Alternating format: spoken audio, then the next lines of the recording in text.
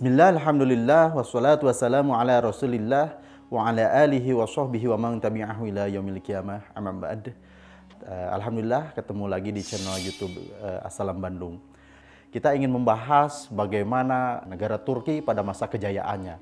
Pada waktu itu ada Khalifah Turki Utsmani yang berkuasa berabad-abad, dan di antara khalifah Turki Utsmani itu ada khalifah yang sangat berjaya, yang sangat sukses dan merupakan puncak keemasannya. Siapa dia? Ya, tentunya sahabat Assalam semua tahu, dia adalah Muhammad Sulaiman Al-Qanun. Nah, mudah-mudahan figur kali ini bisa membantu agar menjadi idola-idola buat kita, idola-idola buat anak cucu kita. Nah, pada awal masa kenaikan Sulaiman Al-Qanun ini, beliau naik dengan usia yang sangat muda, yang sangat belia. Bahkan orang banyak yang meragukan dengan kenaikannya. Negara adidaya itu hari ini dipimpin oleh seorang anak kecil bernama Sulaiman. Ya, jadi banyak sekali yang meragukan, sampai-sampai ada 4 gubernur mereka yang meragukan. Dan ragu itu lalu memunculkan pikiran-pikiran negatif, mencari kesempatan dalam kesempitan. Ini adalah saat yang tepat untuk mereka memisahkan diri. Siapa dia? Yang pertama, mungkin sejarah mencatat ada Jan Al-Birdi dari Syam. Juga sejarah mencatat ada Ahmad Basha dari Mesir. Juga sejarah mencatat mungkin ada juga Baba Zunnun, ada juga Kalandar Jalabi. Kalandar Jalabi kita tahu adalah seorang Syiah yang memiliki banyak sekali pasukan. Pasukannya lebih dari 30.000. Dan itu hanya sekejap mereka itu dapat tertumpaskan. Dan mulailah dunia terbelalak. Apa yang mereka ragukan, seorang anak kecil hari ini sudah menyatukan bangsanya sendiri. Dari luar juga banyak yang meragukan kemampuannya. Salah satunya adalah Raja Hungaria waktu itu. Raja Hungaria menyatakan yang pada awalnya sudah biasa memberi jizyah. Jizyah itu semacam pajak terhadap ayahanda beliau, terhadap ayahanda Sulaiman, yaitu Muhammad Salim I, yang sudah biasa membayar jizyah. Hari ini beliau menyatakan saat yang tepat untuk tidak membayar lagi jizyah. Apa yang dilakukan oleh Sulaiman Al-Qanun? Mengumpulkan para menteri, mengumpulkan para jenderal, lalu mengumpulkan para penasehat, termasuk penasehat-penasehatnya dari kalangan ulama. Apa yang hendak dilakukan terhadap negara-negara terbangkang gitu. Nah, salah satunya disepakatilah bahwa kita harus tegas. Kita harus tegas, kita harus tegas. Maka Sulaiman Al-Qanun itu terkenal sekali dengan yang namanya ketegasannya. Sulaiman Al-Qanun adalah seseorang yang sangat berhati-hati ketika mengambil keputusan, tetapi ketika keputusan itu sudah diambil, pantang untuk menariknya kembali. Nah, ketika keputusan sudah diambil, mulailah pasukan dikumpulkan. Yang paling menarik di sini, sejarah mencatat bahwa pemimpin yang menyerang Hungaria pada saat itu bukan jenderal, apalagi mungkin di bawah itu gitu, tetapi beliau sendiri, seorang khalifah sendiri. Jenderalnya adalah, pimpinan pasukannya adalah beliau sendiri, seorang khalifah, seorang raja, memimpin pasukan di paling depan. Luar biasa. Dan Hungaria pada waktu itu sangat cepat untuk dituntaskan. Sahabat Assalam semuanya, di dalam menyerang Hungaria ada sebuah kota namanya itu Beograd. Kenapa Beograd itu penting? Pada waktu itu buyut beliau yang namanya Al-Fatih, ini sangat terkenal sekali. Barangkali seluruh sahabat Assalam sudah tidak ada yang menganggap ini asing. Jadi Al-Fatih itu adalah salah satu cucu buyut dari Rasulullah yang sudah melaksanakan hadis yang Rasulullah sampaikan sendiri, bahwa suatu ketika akan ada dari cucuku yang akan menaklukkan Konstantinopel. Nah, salah satu yang berhasil menaklukkannya adalah Al-Fatih. Al-Fatih. Tetapi Al-Fatih itu setelah Konstantinopel itu terkuasai oleh umat Islam, ada satu kota besar lagi, namanya itu Beograd. Dan ketika menyerang Beograd, umat Islam waktu itu sangat kelelahan, sangat kecapean dengan bahan amunisi yang sudah hampir menipis. Sampai-sampai pada waktu itu Al-Fatih sendiri, pemimpin pasukannya sendiri itu terluka. Dan umat Islam pulang, tetapi sebelum pulang sampai sampai ke Khalifah Utsmani, Al-Fatih sujud kepada Allah, berdoa kepada Allah. Beliau meminta, ya Allah, mudah-mudahan ada dari keturunanku yang bisa menaklukkan Beograd. Nah, Beograd ini akhirnya bukan sama anaknya, bukan sama cucunya, tetapi sama cicitnya, yaitu Sulaiman Al-Qanun yang bisa mengambil Beograd. Dan Beograd ini kita tahu sekarang itu mungkin ibu kota Yugoslavia. Nah, kalau dulu itu masih bagian dari Hungaria. Ketika Beograd sudah jatuh ke tangan umat Islam, yang pertama kali dilakukan oleh Muhammad Sulaiman Al-Qanun, beliau adalah naik menara lalu mengumandangkan azan. Ketika azan berkumandang, bergetar seluruh daratan Eropa, yang tadinya negara-negara Eropa Barat terutama enggan membayar jizyah terhadap Khalifah Utsmani, dan mulai saat itu jizyah kembali pada dibayarkan. Termasuk mungkin salah satunya itu dari Presiden Prancis ya, yang bekerja sama dan membayarkan jizyah gitu. Ini suatu hal yang luar biasa gitu. Mulai dunia terbelalak yang dianggap oleh mereka itu hanya seorang anak kecil, hari ini sudah membuktikan kapasitasnya, hari ini sudah membuktikan kehebatannya, hari ini sudah membuktikan siapa dia sebenarnya dan apa yang menjadi niat hebat beliau. Ternyata niat hebat beliau dari satu negara ke negara lain terus dikuasai, termasuk ada Selat Mediterania. Di sana itu ada seorang pasukan yang sangat kuat luar biasa, yang sangat membenci Islam. Dia menguasai Rodos, sehingga kalau waktu itu umat Islam yang mau naik haji itu selalu, kalau sekarang itu dibajak ya, dibajak. Nah, dibajak itu dipimpin oleh Santo Yohanes, jadi seorang pasukan yang sangat kuat. Itu dipimpin oleh Santo Yohanes. Nah, waktu itu diseranglah Rodos, dan ada taktik yang menarik juga. Taktik menarik yang dilakukan oleh Sulaiman Al-Qanun adalah dengan membentuk terowongan-terowongan. Jadi pasukan angkatan laut dari Sulaiman Al-Qanun merapat ke semua pulau kecil di daerah Rodos, lalu membuat terowongan, kurang lebihnya ada 50 terowongan. Dan ketika terowongan itu sampai di bawah benteng Rodos, lalu ditembakkanlah meriam-meriam.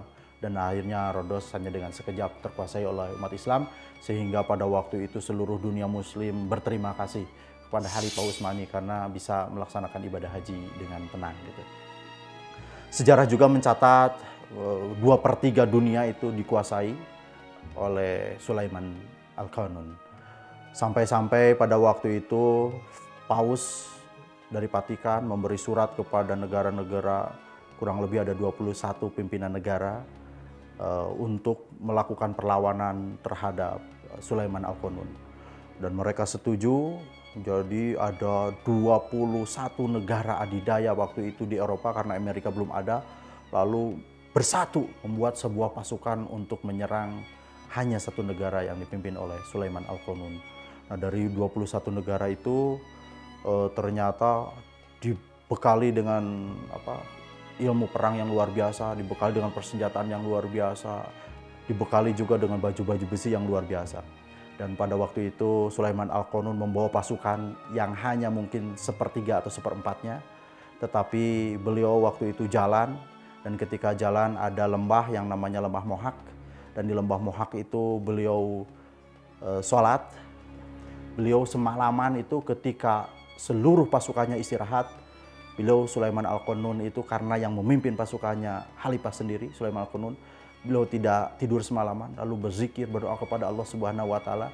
Dan waktu itu tibalah sholat subuh. Setelah sholat subuh beliau menjadi imam, dan ketika menjadi imam, setelahnya beliau melakukan pidato.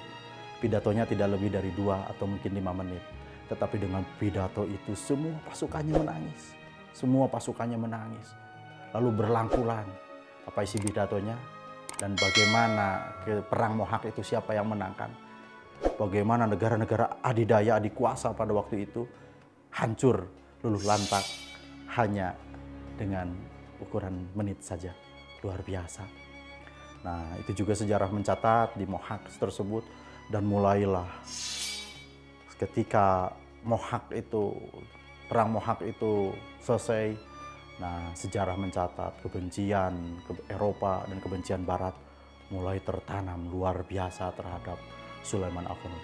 Sehingga Sulaiman Al-Qanun itu kita tahu sekarang mungkin ada serial-serialnya yang menyudutkan keislamannya, bahkan mereka dikatakan sebagai orang gila gitu ya, gila harta, gila wanita, gila kekuasaan.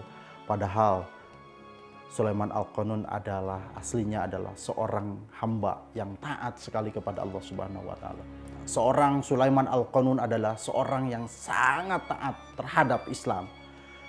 Beliau tidak hanya taat syariat itu pada dirinya, tetapi memanifestasikan syariat itu terhadap terhadap pengikut-pengikutnya, bahkan terhadap seluruh kekhalifahannya. Jadi kenapa beliau dinamai Al-Qanun? Al-Qanun itu artinya itu adalah pembuat undang-undang. Jadi beliau membuat undang-undang sehingga 2/3 dari dunia yang dikuasainya semuanya melaksanakan syariat Islam. Bayangkan, luar biasaan beliau. Tetapi di dalam melaksanakan syariat itu beliau itu sangat sekali bijaksana. Sangat bijaksana. Sejarah mencatat kebijaksanaan beliau. Yang pertama, ketika beliau sedang di ujung kejayaannya, beliau ingin membuat sebuah bangunan, membuat mahakarya bangunan agar sejarah mencatat kehebatan khalifah beliau. Nah, waktu itu dicari tempat, seluruh timnya mencari tempat, mencari daerah yang cocok untuk membuat bangunan fenomenal itu. Dan akhirnya didapatlah sebuah lembah yang sangat indah menghadap ke laut. Lalu di sana itu ada sedikit dataran tinggi. Namun sayang di dataran tinggi itu ada gubuk kecil. Dan gubuk kecil itu dihuni oleh seorang nenek-nenek. Nah, utusan dari beliau datang menghampiri si nenek. Tok, assalamualaikum, apa kabar nenek, bagaimana? Dia ceritakan bahwa nenek mohon maaf kalau di tempat ini akan dibangun sebuah mahakarya yang akan diingat dunia dan menjadi kebanggaan tentang bangsa kita. Kata si nenek, aduh mohon maaf ini tidak dijual. Balik lagi, lalu lapor lagi ke khalifah. Lalu diutus lagi yang lainnya, sama jawabannya tidak dijual. Lalu sama lagi, sampai ketika 3 kali seorang khalifah yang sedang sangat berjaya berkuasa, ditakuti oleh semua negara-negara yang ada di dunia waktu itu, menghadapi nenek-nenek yang berbeda agama, beliau sangat adil. Beliau lalu bilang ke penasehat yang paling terkenal itu namanya Syekh Su'ud Effendi gitu. Beliau bertanya, Syekh gimana, apa yang harus saya lakukan?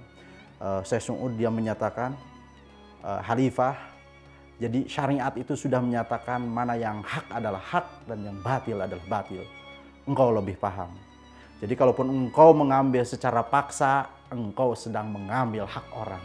Dan syariat kita tidak memperkenankan hal seperti itu, katanya. Lalu dengan jawaban penasihat beliau seperti itu, beliau kembali mengumpulkan lalu menyatakan bahwa beliau sendiri yang akan memimpin dan datang terhadap si nenek, menemui si nenek tersebut dan mengetuk langsung hatinya.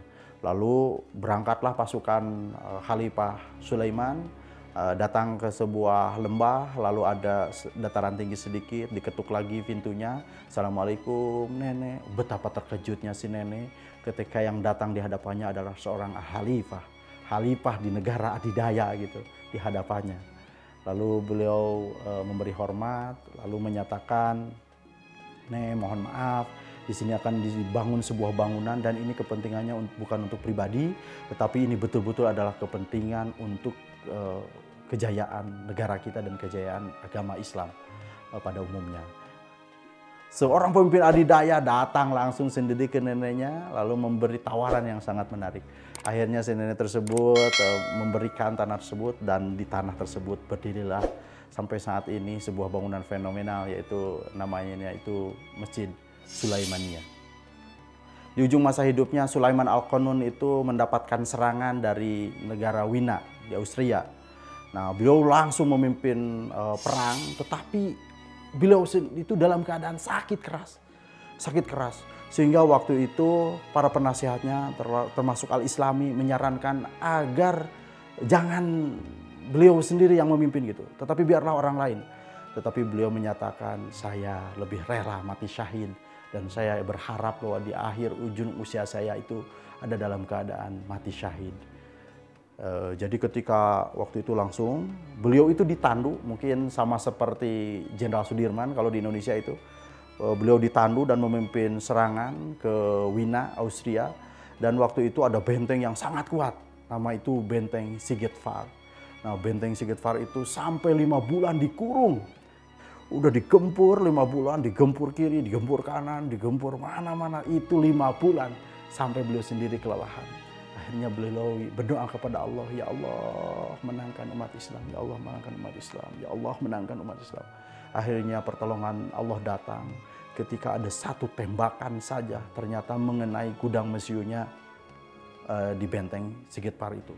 Akhirnya meledaklah, dan ketika meledak terdapat bolong di bentengnya yang sangat besar, dan seluruh pasukan umat Islam waktu itu bisa masuk dan bisa menguasai Siegfried dengan sangat cepat. Dan ketika umat Islam menang waktu itu, beliau menyatakan bahwa hari ini, detik ini adalah saat yang terbaik untuk beliau menghadap kepada Allah Subhanahu wa Ta'ala.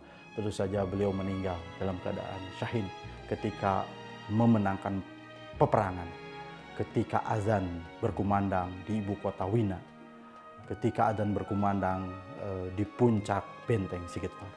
Itu luar biasa sekali. Dan sejarah juga mencatat beliau adalah seorang yang sangat luar biasa di dalam mengembangkan tidak hanya kedirgantaraan, tetapi juga ilmu pengetahuan, juga teknologi, juga mungkin kesenian, juga mungkin budaya pada waktu itu. Ya, ketika beliau mau meninggal dunia, beliau membuat sepucuk surat yang isinya wasiat. Wasiat isinya luar biasa. Ketika saya meninggal, tolong kotak kayu yang ada di istana, kita tahu di sana itu ada sebuah kotak kayu seperti kotak perhiasan, tetapi tidak ada yang berani menyentuhnya, termasuk anak-anak beliau dan istri beliau, tidak ada. Itu seperti kotak perhiasan dari kayu. Nah, beliau meminta ketika beliau meninggal, kotak kayu tersebut harus dibawa serta kepada pemakaman beliau. Nah, ketika sampai di istana, lalu semua penasehat, semua kerajaan, semua menangis, tersedih. Nah, ketika mau dikuburkan, putra beliau menghela, mohon maaf, ayahanda kami, mungkin kalau bahasa Indonesia seperti itu, ayahanda kami ini memberi wasiat bahwasanya ketika beliau mau meninggal, beliau ingin dimakamkan dengan sebuah kotak. Nah, waktu itu berempuglah para ahli-ahli hukum syariat, termasuk yang dipimpin oleh Syekh Su'ud Effendi, lalu menyatakan, kalau begitu kami tidak mau, karena syariat sudah jelas bahwa yang meninggal tidak boleh membawa harta, tidak boleh sama sekali membawa harta. Maka seluruh penasihat kerajaan setuju agar membuka dulu peti tersebut. Jadi ketika itu petinya langsung dibuka dan menangislah semua yang ada di sana. Ternyata peti tersebut isinya itu bukan harta, bukan emas, bukan berlian, tetapi adalah kumpulan fatwa-fatwa yang beliau sendiri tanyakan terhadap ulama-ulama yang ada di sana. Dan ada salah satu fatwa yang membuat seluruh di sana menangis, semuanya menangis. Kenapa ada sebuah fatwa yang bertanya terhadap Syekh Su'ud Effendi tersebut, bagaimana fatwa agar tidak ada semut yang masuk ke dalam istana. Beliau meminta fatwa, apa hukumnya memberi kapur pohon-pohon yang ada di sekitar istana agar istana tidak kemasukan semut atau tidak kedatangan semut. Luar biasa, hanya untuk semut saja beliau meminta fatwa terhadap ulama-ulama yang ada di sana. Apalagi lebih jauh dari itu. Jadi sangat jauh beliau dari fitnah-fitnah barat yang menyatakan beliau orang gila. Sangat jauh sekali. Sampai ulama-ulama di sana semua menangis. Semua menangis, semua terharu, semua tersujud. Salam ya Sulaiman, salam ya Sulaiman. Selamat engkau Sulaiman, selamat engkau Sulaiman. Selamat engkau Sulaiman. Demikian, kurang lebihnya mohon maaf. Mari kita jadikan beliau-beliau ini sebagai pahlawan-pahlawan Islam. Jas merah, jangan sekali-sekali melupakan sejarah. Billahi taufiq wal hidayah. Wassalamualaikum warahmatullahi wabarakatuh.